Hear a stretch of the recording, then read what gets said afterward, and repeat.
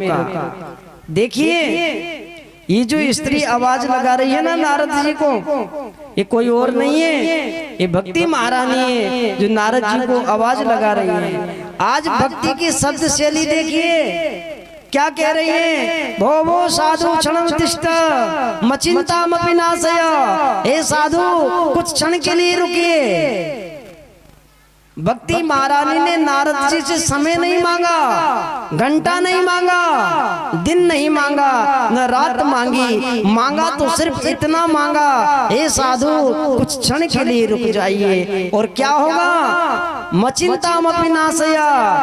संत यदि क्षण भर भी हमारे लिए रुक गया तो समझना हमारी सारी चिंताओं का हरण हो जाएगा। आज भक्ति कह रही है। और कभी भी भगवान की कृपा हो हमें संत के पास जाना पड़े तो यही विचार करना कि हमारे कारण इनका क्षण बर्बाद ना हो जाए। महात्माओं से जाकर ये मत पूछो मेरी बहू के छोरा होगा कि छोरी। अगर वो छोरा छोरी की सुनने के लिए वहां बैठते तो बाबा जी नहीं बनते, आपकी तरह ही वो भी विवाह कर लेते। गृहस्थ की चर्चा सुनने के लिए वो साधु नहीं हुए।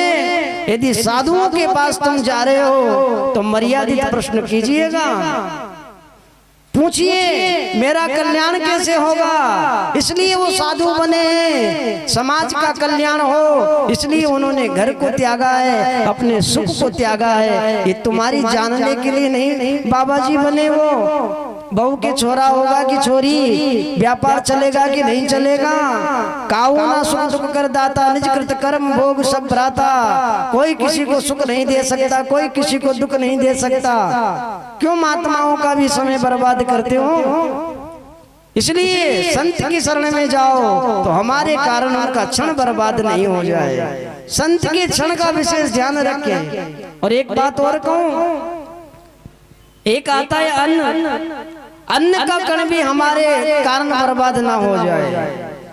संत के क्षण को और अन्न के कण को जो जान गया वही भैया, जो संत के क्षण को जान गया वो सबसे बड़ा विद्वान है। और जो अन्न के कण को जान गया वो सबसे बड़ा धनवान है।